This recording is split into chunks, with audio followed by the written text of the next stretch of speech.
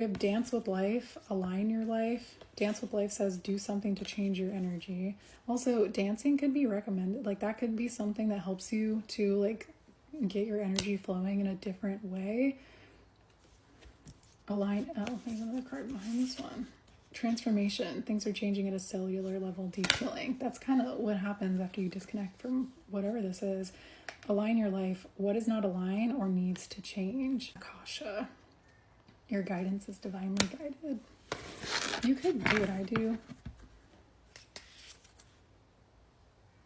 Awakening. Energetic upgrades, a new way of being, or integration. I feel like there's something specifically that like a change or a transition or a transformation that was like wanting to be made in this situation or in your life that kind of became, it's like the path deviated here for a while. And I feel like this was put off, but it's like, it's almost coming off like it wasn't supposed to.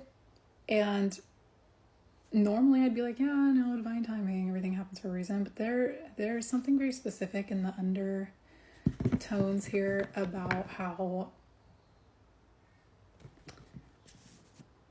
there's a reason that someone or something knows of like why this is the case. And I feel like there's an equal effect happening on someone else.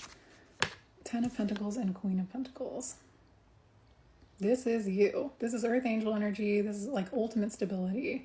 This is someone who sees you as very safe and very like nourished. This is like you're taken care of, but this is very pure energy. It's very sweet energy, but it's earthly energy. It's something where it's like it's available, or there's material resource, or there's something about you being able to, it's like you have enough here, so you give, right? There's something about the way that this energy or this person was kind of moving about this, where it's almost like it's like there's an element of like charity in it, of you being able to give, so you give, like I was talking about in part 2.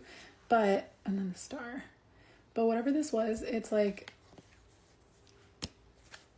you're having to kind of like regenerate your energy here from this, because this was not going to a place where it was supposed to be. And that's almost like, it wasn't even your intention.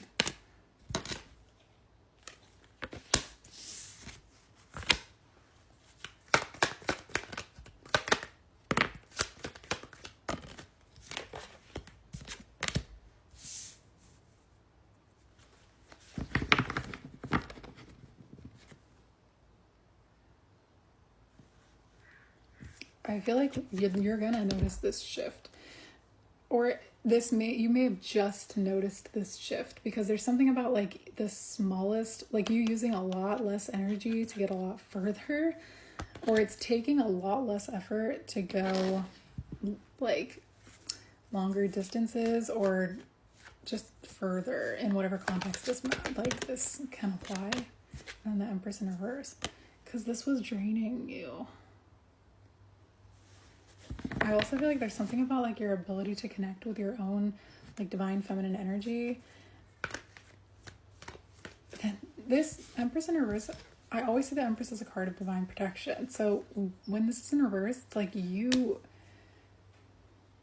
could have also been into some stuff or dabbling in some stuff that was like, you learned that this would kind of give back to you in a way, but the Empress in reverse is sort of saying there are some measures that were not taken here, or some stuff that was not taken into consideration, that seems like it's detrimental. So it's reminding me of like people who dabble in like witchy activities, and when you're just starting out and you're recognizing the effects of this kind of stuff and how powerful this is, and how it can be good for your well-being, and it can be something that serves you if you're doing this under the right, like you're taking the right measures here. But if you are not energetically protected, then you're opening yourself up to a lot, and it's not all good, right? I feel like this could be something where with the Page of Pentacles, I'm kind of seeing it as like if you paid someone to do something, or if you paid them to, if you're buying love spells and shit off Etsy, just watch out, because that'll come back to you in a weird way. And if you're messing with somebody who is divinely protected,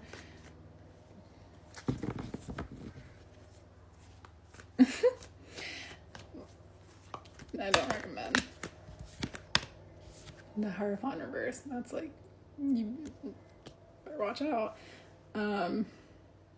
Whatever this was, if this is the case, if this is what is going on, if you are just kind of dabbling in stuff and you don't necessarily know the power of what you're actually getting into, if you have not done research here, or if you are not, like I was saying in part 2, I think, if you're like out here using like white sage to cleanse things and you are not indigenous, or if you are not part of this like specific culture, if you're not like invited to certain practices, but you're just doing it anyways, be careful, because you'll get yourself into some really detrimental shit.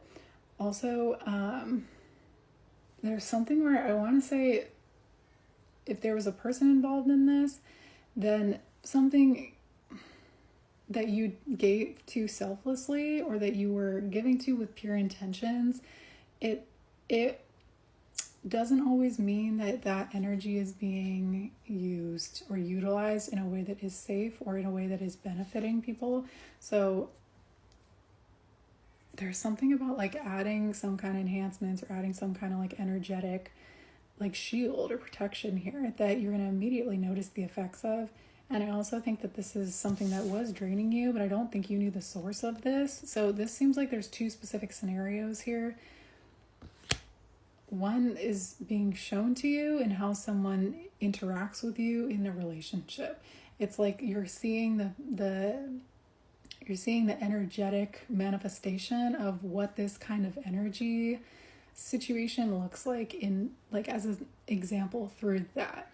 This also seems like this can be applied to, or the reason your guides are like showing you like, yeah, this is what that's going on with you energetically, or something's happening energetically. This is what it looks like in a relationship, if that makes sense, because they're trying to show you in some way. Also, if you are practicing this kind of stuff, or if you are working with energy, you have guides, like you have spirit guides that you may be needing to connect with more, or figure out how they communicate with you, or like the special ways that they do that before you really dive into this kind of stuff. Because clearly that you have a lot of power here, but there's also something about like your financial well-being or your health being affected, or it will be, or it could, yeah. 7 of Wands in reverse literally is like not protected, and then the Lovers, and then the Magician in reverse, and then the King of Cups with the 9 of Swords, and then there's something about like,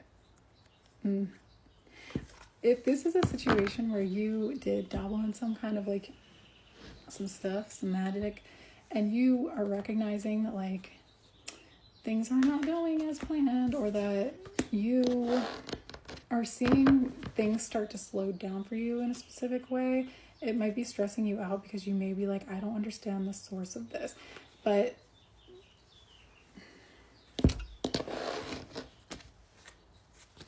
it may have to, yeah. I was going to say, it may have to do with a choice that you made with a specific person. This also is, to me, when this is in reverse, it's like somebody using magic to manipulate something, which I've said before. If you are about that life, please don't ask me for a reading. Don't come to me for a reading. I can't help you. But if you're trying to manifest in a way that is not just through your own intention and power energetically, if you're trying to manipulate energy and you don't understand your own power and you don't understand how your own guides work, it's not going to turn out the way you wanted. There's effects here that you don't get to see coming.